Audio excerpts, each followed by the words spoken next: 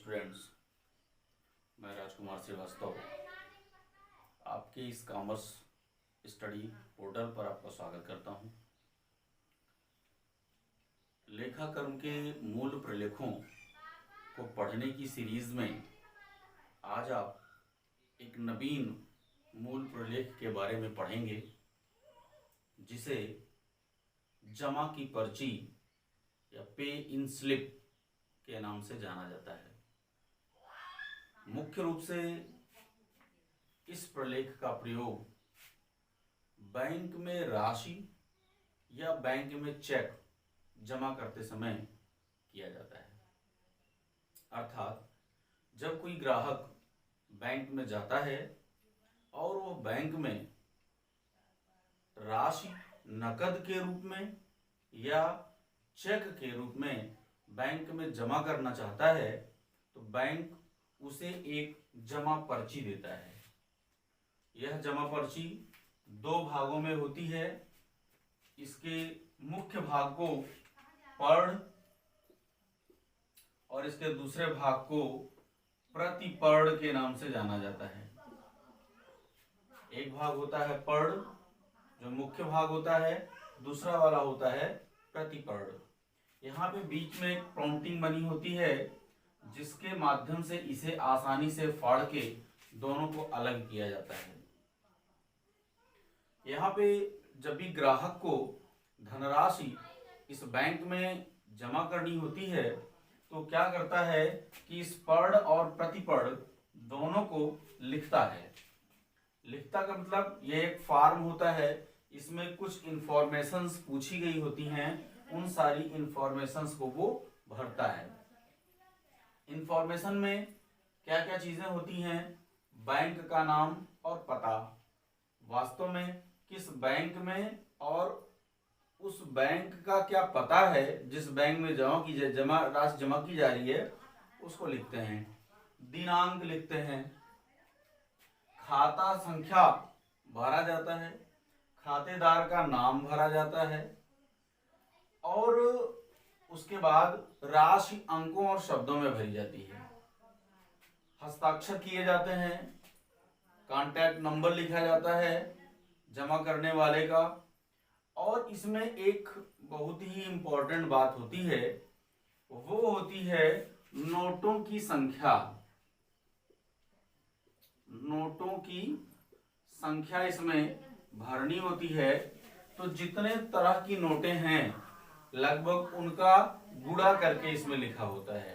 जैसे suppose that इस time आपके पास जो नोट है उसमें 10 की नोट है, 5 की नोट तो प्रायः नहीं दिखती है, तो एक 10 गुणे, फिर 20 गुणे, 50 गुणे, फिर 100 गुणे ना, उसके बाद फिर 100 के बाद 200 गुणे, फिर 500 गुणे, फिर इस तरह से 2000 गुणे ये बनाया गया होता है। यहाँ पे ऑप्शन होता है कि कितना नंबर आप भरेंगे। यहाँ पे सपोज दैट यहाँ पे अगर आपने 2 भर दिया तो यह 20 रुपया बना देगा। यहाँ पे आपने 5 भर दिया, ये 500 रुपया बना देगा। यहाँ पे आप 4 भर दिए, ये 2000 रुपया बना देगा। यहाँ पे आपने 1 भर दिया, ये 2000 रुपया बना देगा। अगर आप देखें 2 2 4, 4520 रुपया आप जमा कर रहे हैं बैंक में। जिन पे हम जो नोट हमारे पास नहीं होती है उनको हम खाली छोड़ देते हैं, या वहां पे हम डैश लगा सकते हैं। कहने का मतलब ये है कि राशि को जमा करते समय नोटों की संख्या को भी इसमें बैक साइड में मेंशन करना होता है। यदि कैश नहीं है तो चेक होगा, तो ऐसी स्थिति में वहां पे जहां पे कैश डिपॉजिट लिखा होता है, वहीं पे आप लिख देंगे चेक और चेक नंबर मेंशन कर देंगे, जिससे ये पता लग जाता है कि ये चेक से ये राशि जमा की जा रही है। अगर इसे अपनी नोटबुक में लिखना है तो वहां पे हम क्या करेंगे, बिल्कुल सरल शब्दों में हमने आपके लिए लिख दिया है। आप इसको अपने नोटबुक में नोट करेंगे। सरल शब्दों में जमा पर्ची लेखा कर्म का वह प्रलेख है जिसके माध्यम से बैंक खाते में नकद राशि और चेक से राशि जमा की जाती है।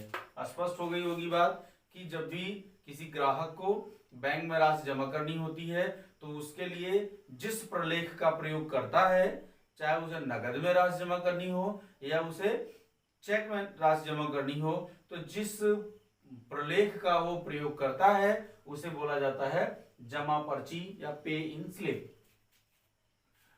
यह प्रलेख दो भागों में विभक्त होता है, मैंने आपको बताया, एक भाग पर्ण और दूसरा भाग प्रतिपर्ण कहलाता है। इसमें बैंक का नाम, स्थान, खाता संख्या, दिनांक, खातेदार का नाम व पता, जमा की गई राशि अंकों में व शब्दों में तथा जमाकर्ता के हस्ताक्षर आदि का उल्लेख होता है।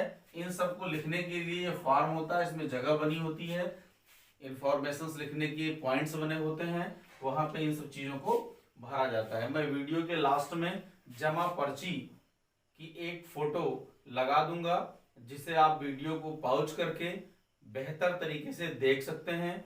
उम्मीद तो हमें यह है कि आप में से बहुत से लोगों ने इस जमा पर्ची का भी प्रयोग किया है, क्योंकि आपने जब भी बैंक में खाता खोला होगा तो राशियां इसी जमा पर्ची के माध्यम से वहां पे जमा होती हैं।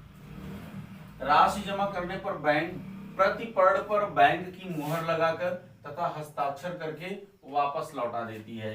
इसमें जब आप दोनों को भरते हैं, राशि के साथ बैंक के पास जमा करते हैं, तो बैंक इस वाले प्रतिपर्ण पर अपनी मुहर लगा देती है और मुहर लगाने के बाद अपनी साइन कर देते हैं। वो साइन करने के बाद आपको दे देते हैं, मीन्स ग्राहक को दे देते हैं। ग्राहक के लिए यह प्रतिपर्ण ही जमा का मूल प्रलेख होता है। इसी के माध्यम से ग्राहक अपनी पुस्तकों में जमा की गई राशि का लेखा करता है।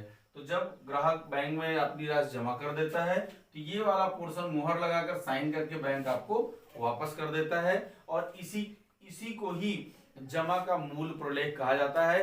कारण यह है कि यही हमारे पास प्रमाण के रूप में होता है कि हमने बैंक में राशि को जमा किया है। ये वाला पोर्शन बैंक अपने पास रख लेता है, इसके माध्यम से बैंक अपने यहाँ लेखा करता है और इसके माध्यम से ग्राहक को अपने यहाँ लेखा करना होता है, और किसी विवाद की स्थिति में इसे ही प्रमाण के रूप में प्रस्तुत किया जाता है। तो ये आपका जमा का मूल प्रलेख होता है। नोटों की संख्या के बारे में मैंने बता दिया, इसमें क्या क्या इंफॉर्मेशंस मेंशन की जाती हैं इनके बारे में आपको जानकारी हो चुकी है। इसकी एक कॉपी या जमा पर्ची की एक फोटो मैं वीडियो के लास्ट में कनेक्ट कर दूंगा, इसे आप देख लेंगे। उम्मीद करते हैं कि आपको जमा की पर्ची समझ में आ गई होगी। यदि कोई बात ना समझ में आ रही हो तो कमेंट बॉक्स में लिखकर पूछ लें। धन्यवाद।